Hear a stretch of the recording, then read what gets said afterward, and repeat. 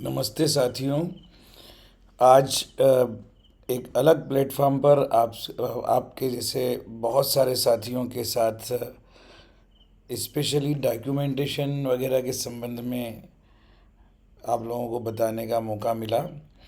Platform कोई भी हो, बात एक ही है कि मैं अपने यूट्यूब चैनल से आपके विशेष कक्षाएं आज नहीं ले पाया, क्योंकि आज मुझे एक तो दूसरे प्लेटफॉर्म पर जहां आप में से बहुत सारे लोग जुड़े थे उनको गाइड करना था। एक और दूसरी बात ये कि मेरे विद्यालय के बहुत सारे पेरेंट्स और बहुत सारे टीचर्स और बहुत सारे हमारे अभिभावक जो चाहते थे कि केंद्रीय विद्यालय में हम इन 40 दिन की छुट्टियों में कुछ कक्षाएं शुरू करें, तो उसके बारे में भी मुझे एक लंबा सेशन लेना पड़ा।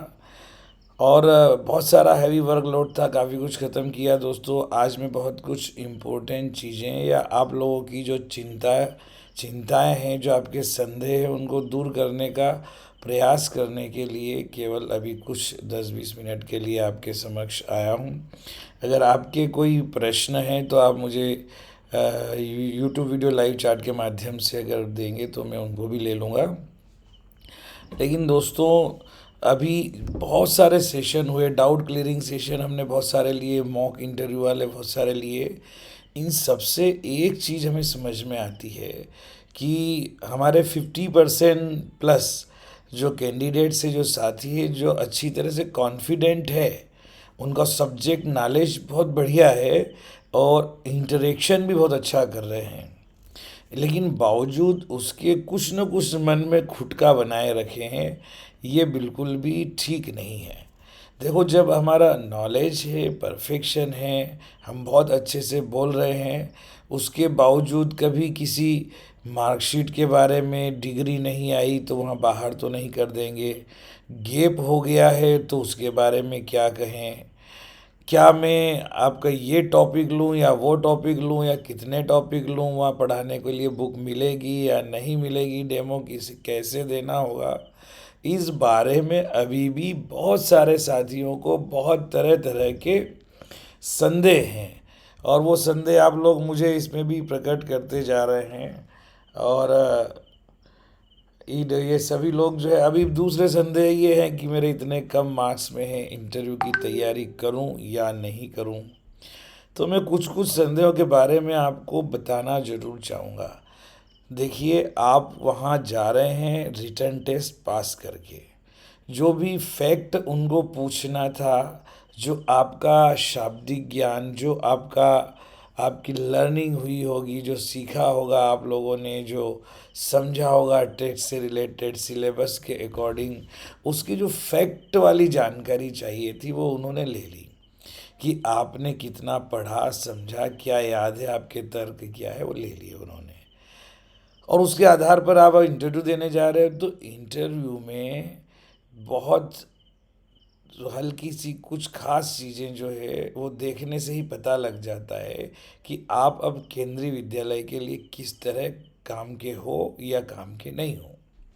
तो वहाँ अगर उनको लगा कि आप रियल में केंद्रीय विद्यालय के लिए एक उपयुक्त उम्मीदवार है, तो आपकी मार्किंग बहुत अच्छी होगी।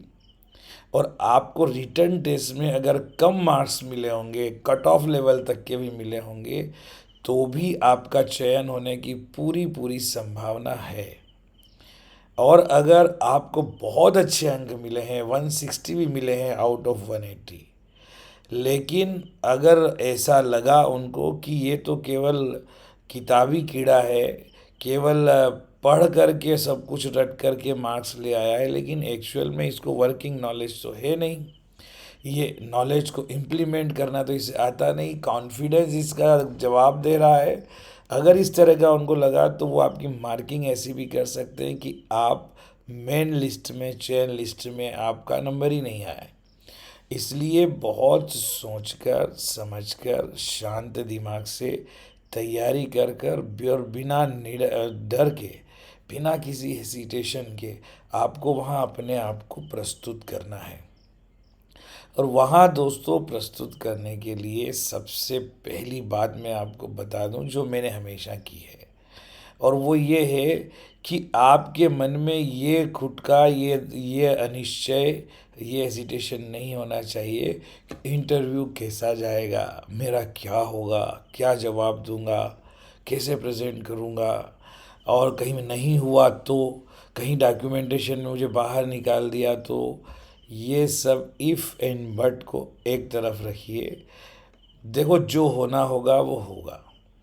आप इस आत्मविश्वास के साथ जाइए कि मैंने अभी तक जितनी तैयारी की है, जो मैंने अनुभव ग्रहण किया है, उसको मैं अपने ज्ञान और अनुभव के आधार पर बेहतर तरीके से प्रदर्शित करने की कोशिश करूँगा। अपनी कोशिश में कोई कमी नहीं छोड़ूंगा। चयन होना या नहीं होना, ये बात की बात है। इंटरव्यू से बाहर निकालना या अंदर करना, ये बात की बात है। मेरी तरफ से तैयारी में किसी तरह की कोई कमी नहीं रही है और न रहेगी। ये सोच कर के पहले आप दृढ़ निश्चय कीजिए अपने आप के साथ। पहले खुद पर भरोसा कीजिए, अपना आत्मविश्वास मजबूत कीजिए। ये कॉन्फिडेंट, ये दृढ़ निश्चय आपको आधी समस्या हल कर देगा। ठीक है। और दूसरी बात, एक बात समझ करके जाइए, जो इंटरव्यू लेने वाले मेरे सामने बैठे हैं वो मेरे ही जैसे इंसान हैं। बस ये है कि वो मुझसे कुछ साल पहले केंद्रीय विद्यालय में आए और सर्विस में आए गवर्नमेंट जॉब में, तो उन्होंने जो 8 साल, 10 साल, 15 साल में जो अनुभव प्राप्त किया है, तो मेरे विषय के अनुभव के बारे में ही जो मेरा सब्जेक्ट एक्सपर्ट है वो मुझसे पूछेगा। तो वो ऐसी कोई अलग से बात पूछने वाला नहीं है जो मुझे नहीं आती हो, क्योंकि मैं जिस विषय का साक्षात्कार देने जा रहा हूँ उस विषय की मैंने पर्याप्त तैयारी कर ली है। और मैं जितना बनेगा उतना ईमानदारी के साथ बड़े स्पष्ट तरीके से आंसर दूंगा। स्पष्टवादिता की आपकी परख साक्षात्कार में होती है। कुछ घुमाकर आंसर देने की ज़रूरत नहीं। जीत करके अपनी बात को वहाँ मनवाने की कोशिश न करें। जो फैक्ट है, जो तथ्य है, उसको ध्यान में रखते हुए, जो एक्सपीरियंस है उसको ध्यान में रखते हुए जवाब दें। और पहले जो आप फैक्ट और जो नॉलेज जो बता रहे हैं, जो बोल रहे हैं, उस पर आपको खुद को भरोसा होना ज़रूरी है। ठीक है। इस बात का आप ध्यान देंगे आगे। और आपको अगर उसके बाद नहीं आता है किसी क्वेश्चन का आंसर, तो स्पष्ट मना कर दीजिए और बड़े प्यार से मना कीजिए। उनको बोलिए कि सर, ये जो उनको बताइए कि सर, आपने जो अभी प्रश्न पूछा है इसका सटीक उत्तर मैं देने में असमर्थ हूँ और मैं इसका उत्तर जानने की प्रयास करूँगा, कृपया मुझे क्षमा करें।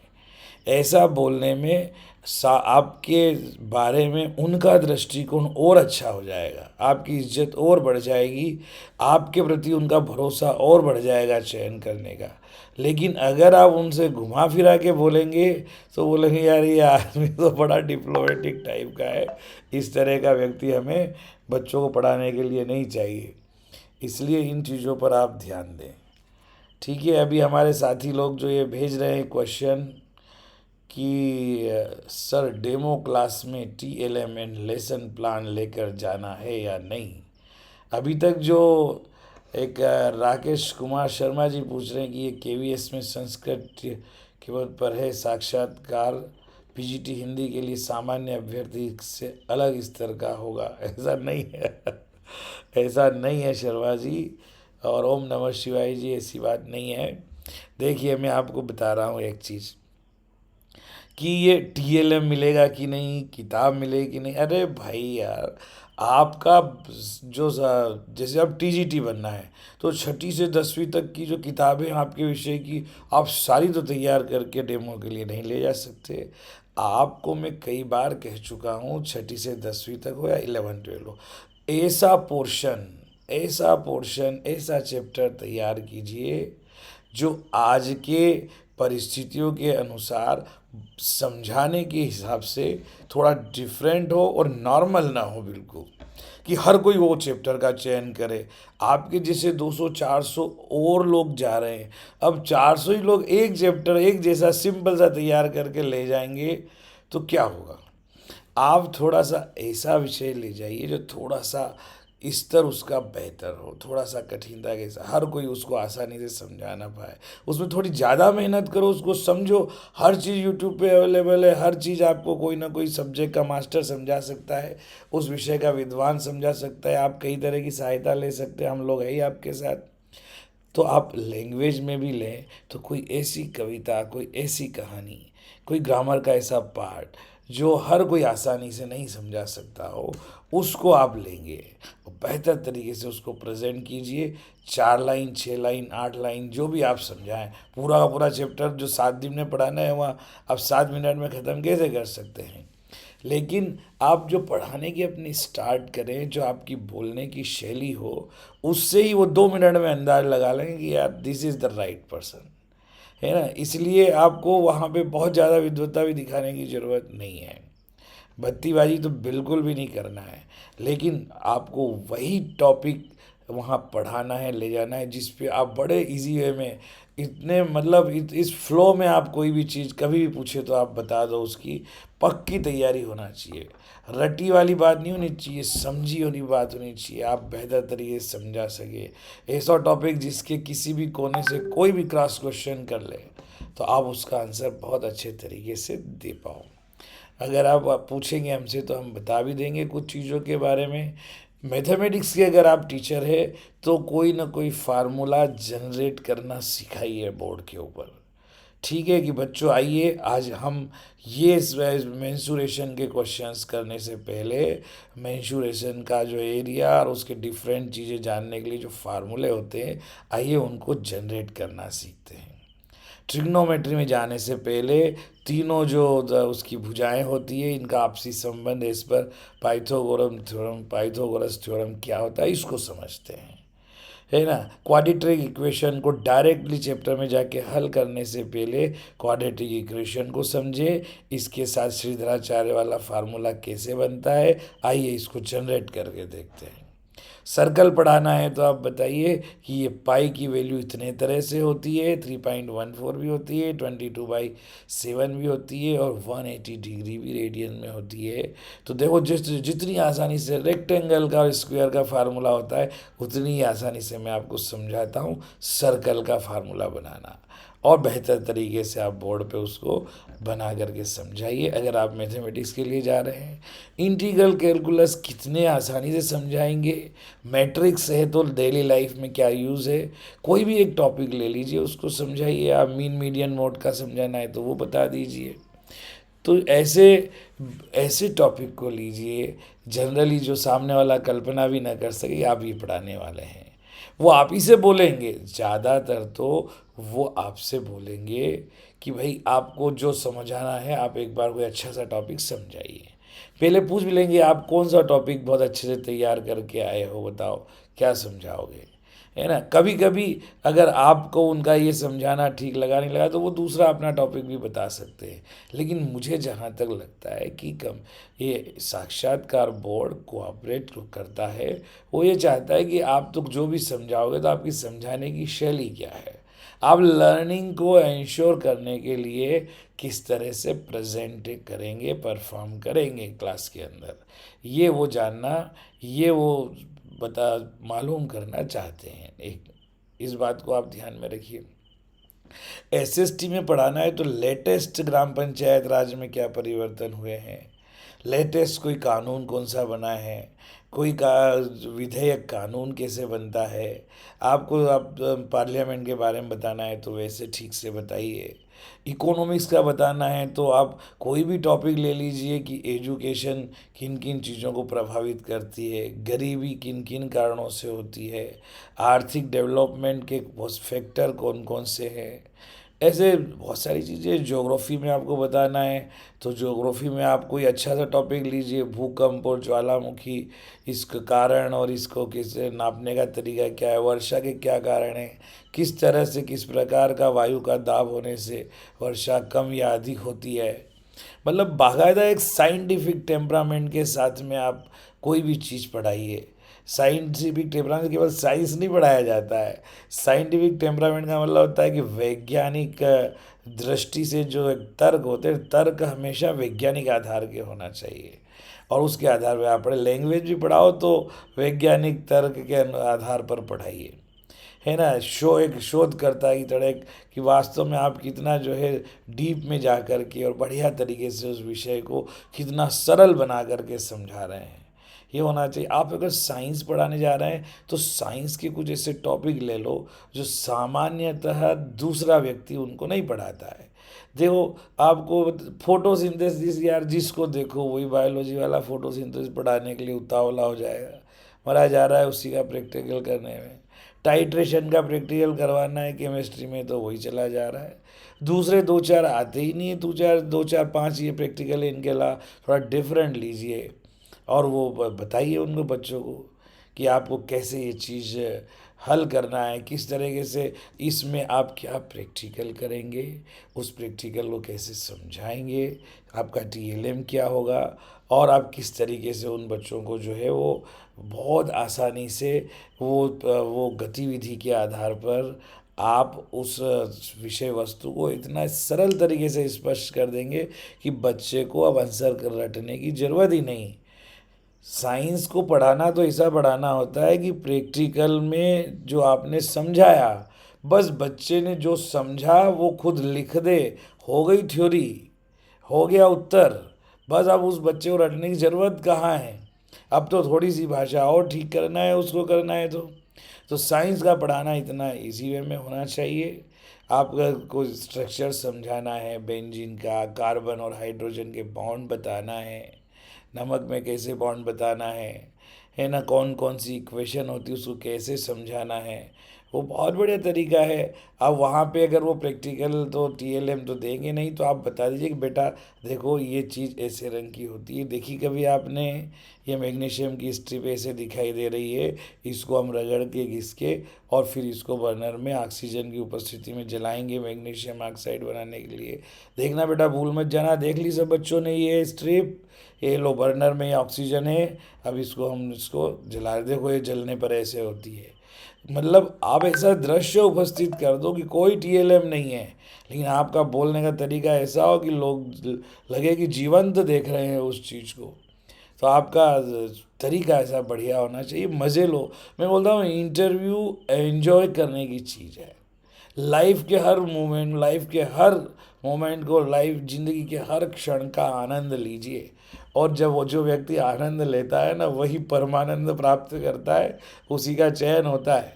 और नहीं होता है तो भी कोई बात नहीं है, अरे नौकरियां आती है जाती है, इंटरव्यू आते हैं जाते हैं, और ये कोई ऐसा नहीं है कि जो इतनी ज़्यादा चिंता करेंगे अब मेरा तो गया रे, ज़िंदगी सब बर्बाद हो गई अगर इसमें सिलेक्शन नहीं हुआ तो भैया 300 पोस्ट है यार, 1200 को बुलाया है, तो 900 की तो ज़िंदगी बर्बाद होनी ही है, और जो डरेगा वो मरेगा, उसकी पहले बर्बाद होगी। इसलिए आप उन 900 में अपनी गिनती पहले से ही क्यों करवा रहे हो।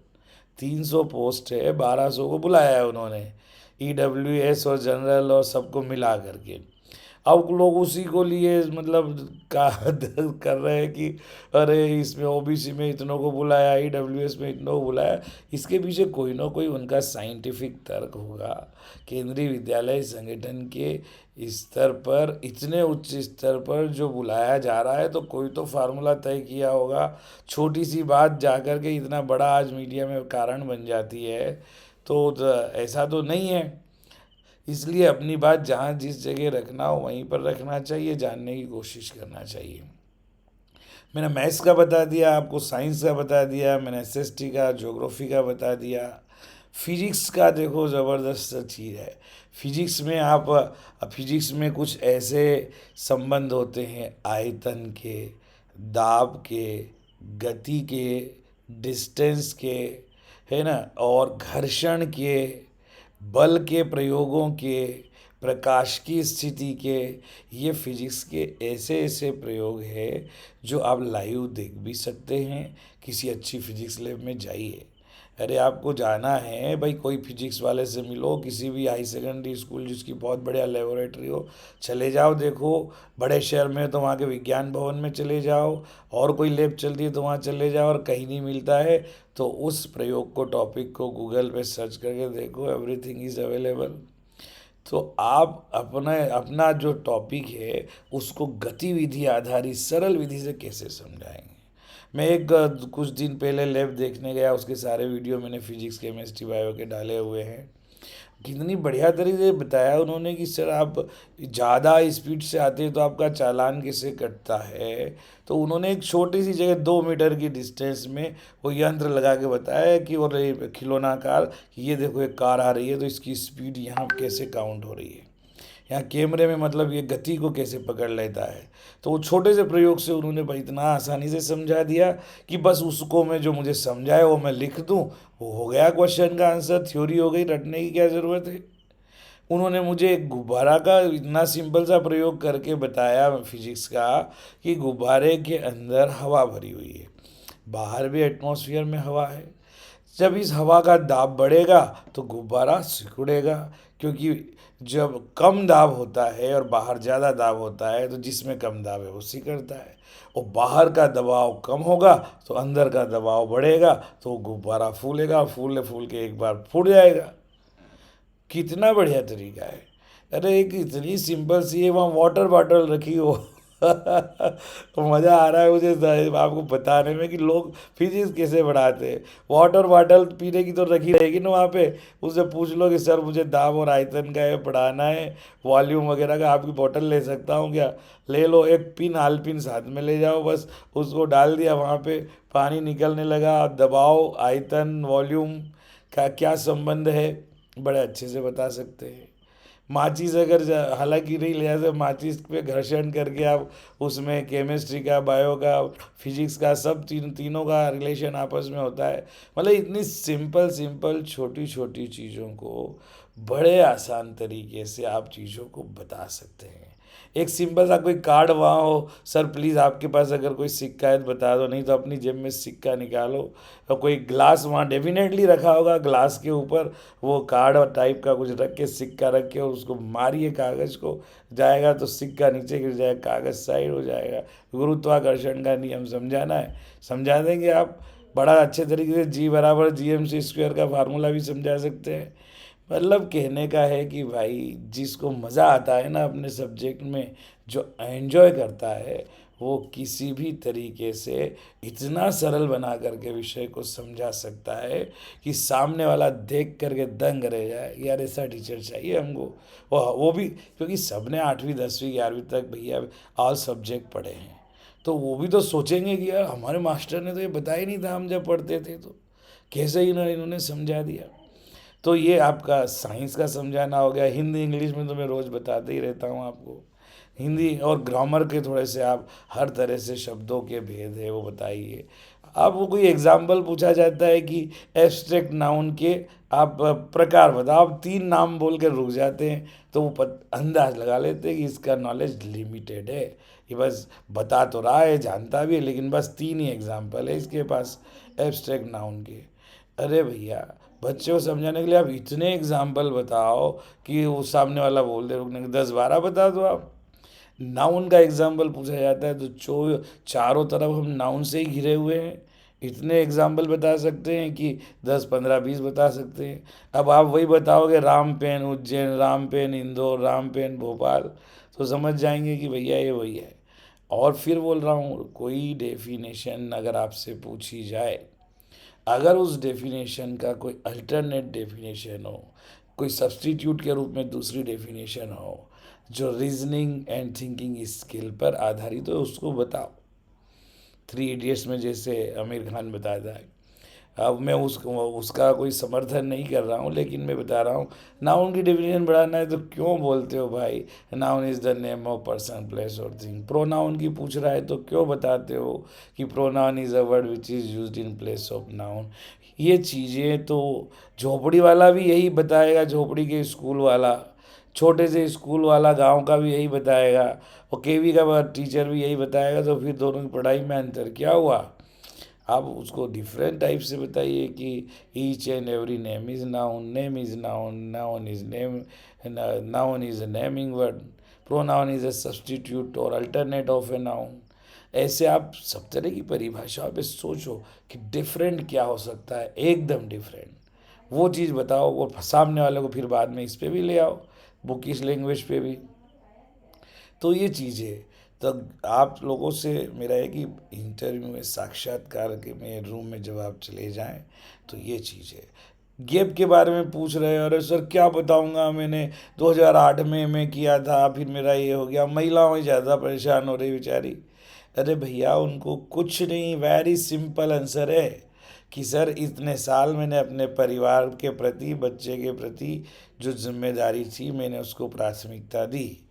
उसके बाद जब मेरी पारिवारिक दायित्व पूर्ण हो गए, बच्चा थोड़ा बड़ा हो गया, अब और मेरी ये गैप भी ख़त्म हो गई। उसके बाद मैंने प्रयास किया कि समाज के, देश के लिए कुछ किया जाए, और देश और समाज के लिए अच्छा करने के लिए शिक्षक से बढ़िया कोई काम नहीं है। तो मैंने एग्ज़ाम दिया, सफल हुई और आपके सामने आ गई, आ गया। आप थोड़ा सा जस्टिफाई करिए उस गैप को, ऐसे आपका आंसर जस्टिफाइड होना चाहिए। बत्तीबाजी करेंगे तो पकड़े जाएंगे आप। तो ये चीज़ें, अब फिर वो पूछ लिया क्रॉस क्वेश्चन में, कैसे आप शिक्षक देश और समाज का भला कैसे करता है। तो बताइए कि एक शिक्षक विद्यार्थी को केवल विषय नहीं पढ़ाता है, वो विषय के ज्ञान के साथ साथ उस विषय में छुपे हुए निहित मूल्यों की शिक्षा भी देता है। वो अपने विचार से, व्यवहार से वो बच्चों में अप्रत्यक्ष रूप से संस्कार भी डेवलप करता है। और जो बच्चे ईमानदारी, कर्तव्य निष्ठा और मूल्यों के साथ विषय को सीखते हैं, तो वो एक अच्छे नागरिक बनने की कोशिश करते और बनते भी है। और एक अच्छा नागरिक देश का एसेट होता है। तो हम देश का एसेट बना रहे हैं। हम एक जितने बच्चों को पढ़ा रहे हैं इस तरीके से, उतने बच्चे अपराध करने से बचेंगे। एक स्कूल को खोलना एक जेल को बंद करने की तरह है, और एक बच्चे को अच्छा नागरिक बनाना एक व्यक्ति का अपराधी बनने से रोकने की तरह है। तो हम अप्रत्यक्ष रूप से समाज के, देश के लिए बहुत बड़ा काम करने वाले का दायित्व हमारे ऊपर है। क्योंकि एपीजे अब्दुल कलाम ने, सुब्रमण्यम अय्यर और ऐसे, केवल एपीजे अब्दुल कलाम नहीं, दुनिया के इतिहास में किसी को भी देख लो भाई, कि शिक्षक ही ने ही कभी कभी पूरे इतिहास का रुख बदला है। शिक्षक की वजह से ही सब कुछ हुआ है। अगर गुरु कर्ण के नहीं होते तो कर्ण कर्ण नहीं होता, चाहे चोरी छुपे ही नॉलेज ग्रहण किया हो, है ना। एकलव्य एकलव्य नहीं होता अगर द्रोणाचार्य के प्रति आस्था नहीं होती, और द्रोणाचार्य की मूर्ति से प्रेरणा प्राप्त करके उसने अभ्यास नहीं किया होता।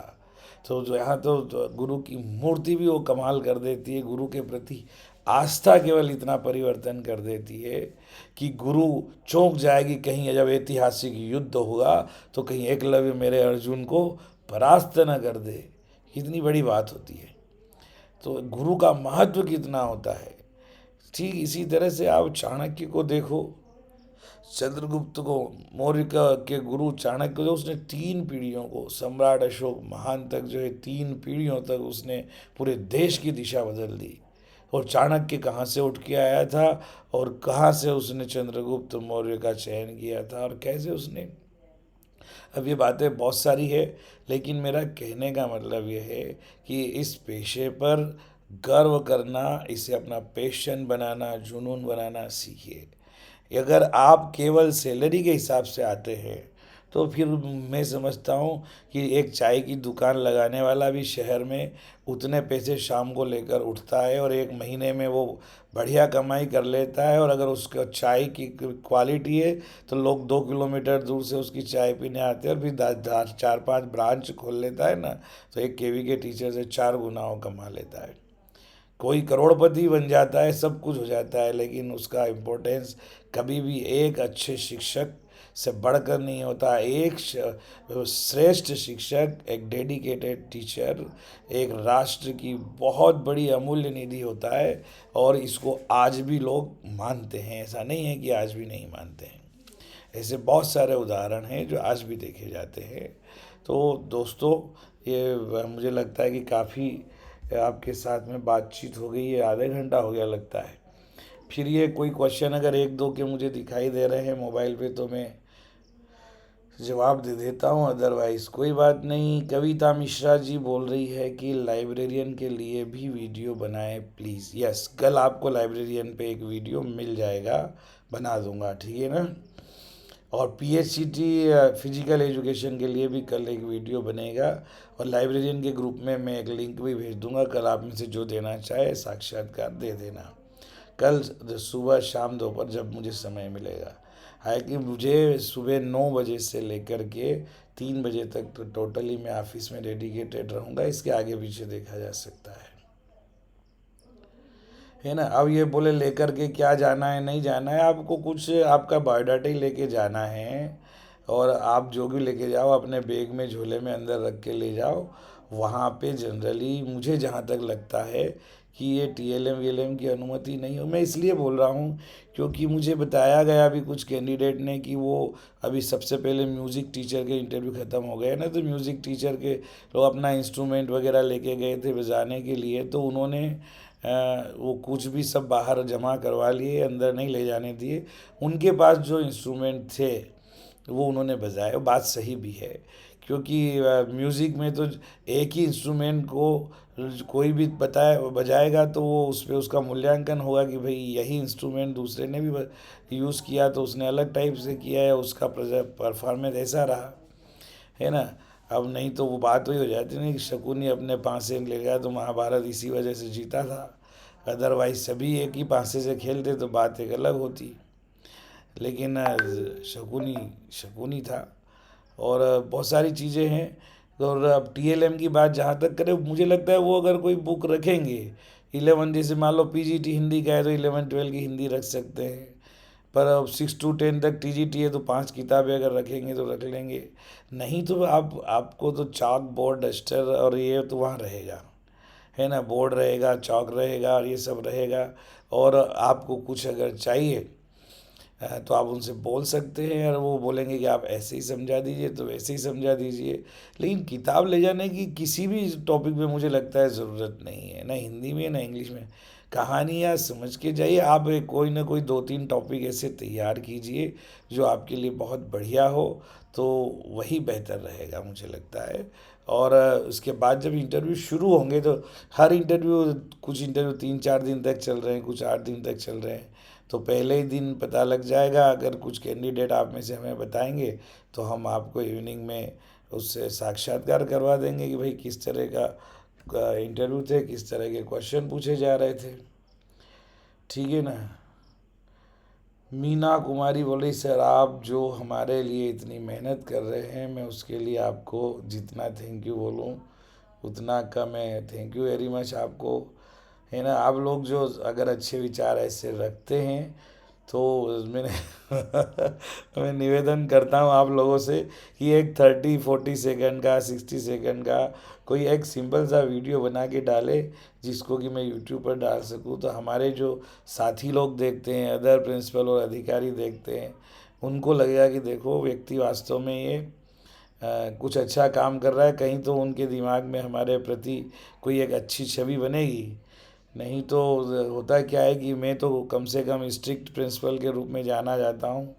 लोग तो कहने को मुझे क्रूर प्राचार्य भी बोल देते हैं, क्योंकि मैं काम करने के लिए कहता हूँ, बच्चों के लिए जीता हूँ और बच्चों के शिक्षण को सरल तरीके से बनाने के लिए कहता हूँ।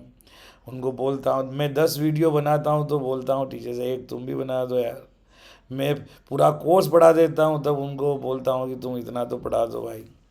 तो बहुत सारी चीज़ें हैं, लेकिन नहीं, मेरे जो शिक्षक है अभी तक मुझे जितने भी टीचर्स मिले 98% मुझे बहुत अच्छे टीचर्स मिले। 1-8% तो सब जगह रहते हैं, और 1-2% शिक्षक जो है वो हमारे लिए मतलब चैलेंज नहीं कहते, कि वो हमें याद दिलाते रहते हैं कि भाई ठीक रहो, कहीं हम भी गलती करें तो हम गलती न कर पाएँ। और ऐसे शिक्षकों की वजह से ही हम आज तक सजग है, और हर तरह के रूल रेगुलेशन हम उन 2-4 टीचर्स के लिए पढ़ते हैं, बाकी के लिए तो हमें कुछ करने की ज़रूरत ही नहीं, है ना। तो बहुत अच्छी बात है, क्योंकि केवल मीठा ही मीठा रहे तो कैसे चलेगा, थोड़ा बहुत नमकीन होना बहुत ज़रूरी है। इसलिए सब तरह के लोग संस्था में होते हैं, और उन सबको साथ में लेकर चलने में, या उनको चेंज लाने में, या उनको समझाने में हमें बहुत कुछ सीखने को मिलता है।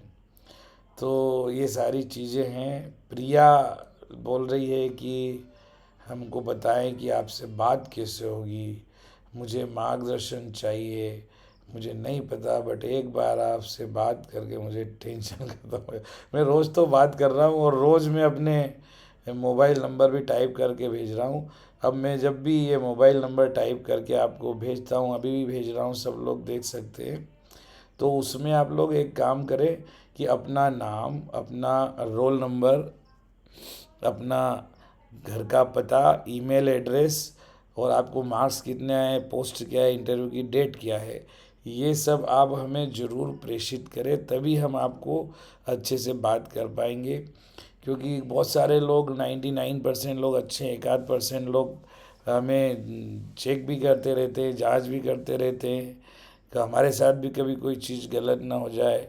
इसलिए हम चाहते हैं कि जो भी हमसे जुड़े वो कम से कम थोड़ा सा एथेंटिक पर्सन हो। उससे हमें आपका ईमेल एड्रेस है, घर का पता है, और आप अपने रोल नंबर भेजते हैं, तो हम उससे चेक भी कर सकते हैं कि नहीं, सही व्यक्ति हमसे मार्गदर्शन मांग रहा है, और हम लोग सही व्यक्ति के लिए मेहनत कर रहे हैं, ऐसा हमें पता होना चाहिए। इसलिए हम ये सारी जानकारी आप लोगों से मांगते हैं।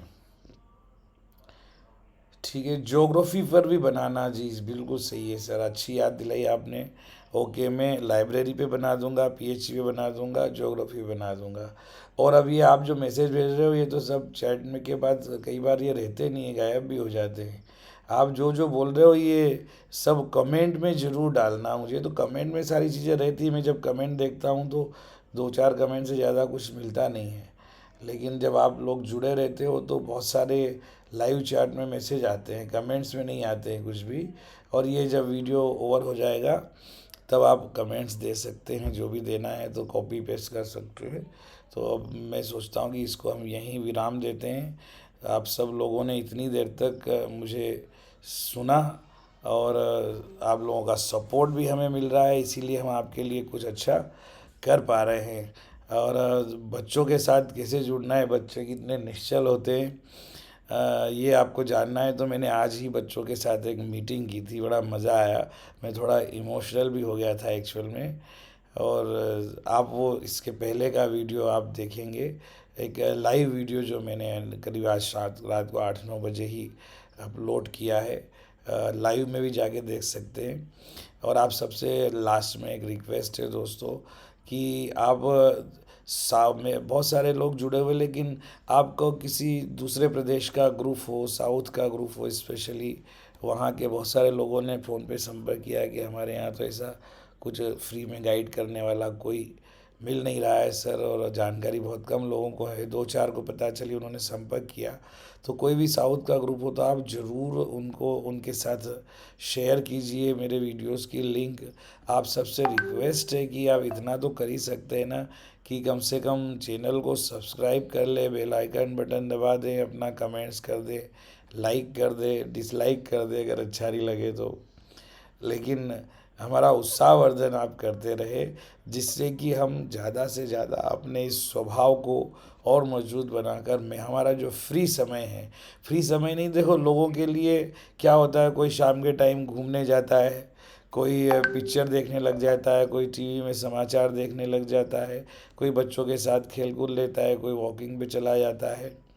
मैंने आप लोगों की चीज़ों को देखा भाई, 1 महीने 1.5 महीने ही है, आप लोगों में से कई लोग ऐसे हैं जो कई चीज़ें अफोर्ड नहीं कर सकते बाहर जाकर, जिनके कुछ मार्गदर्शक अच्छे नहीं हैं और वो नहीं मिल पाए हैं, जो ऐसे लोगों की मैं मदद कर सकता हूँ। तो मैंने अपना ये जो टाइम है, ये बजाय कहीं किसी बाहर घूमने फिरने के, या कहीं वॉकिंग में जाने के, या कहीं और एंजॉय करने की बजाय, मैं आप लोगों के साथ जुड़कर एंजॉय फील करूँगा। अगर आप लोग अपना फीडबैक थोड़ा सा हमें देंगे तो हमें बहुत अच्छा लगेगा, और हम कंटिन्यू आपके लिए मेहनत करते रहेंगे।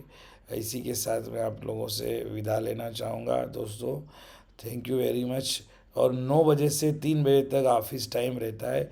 इसमें आप मैसेज भले ही भेज दें, लेकिन कम से कम इसमें फ़ोन ना करें कि इतने सारे मित्र हो गए हैं हमारे कि फ़ोन भी धनाधन आते हैं, तो उठाकर सबका जवाब देना पॉसिबल नहीं होता है और सबको अटेंड करना भी पॉसिबल नहीं होता है। आप लोगों में से कुछ नाराज़ भी हो जाते हैं कि मेरा मॉक नहीं लिया, पर मैं आप लोगों का जब ये मैं 1-2 दिन बाद मैं कोशिश कर रहा हूँ कि ज़्यादा से ज़्यादा मॉक इंटरव्यू लूँ।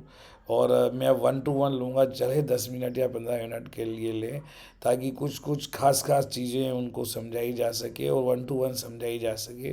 और बाकी जो दूसरे लोग जो है जिनका जो सेम सब्जेक्ट के, तो वो इंटरव्यू देख करके बहुत कुछ सीख सकते हैं, समझ सकते हैं। तो इतना ही मैं कहना चाहूँगा। थैंक यू वेरी मच दोस्तों, सबको नमस्कार, गुड नाइट।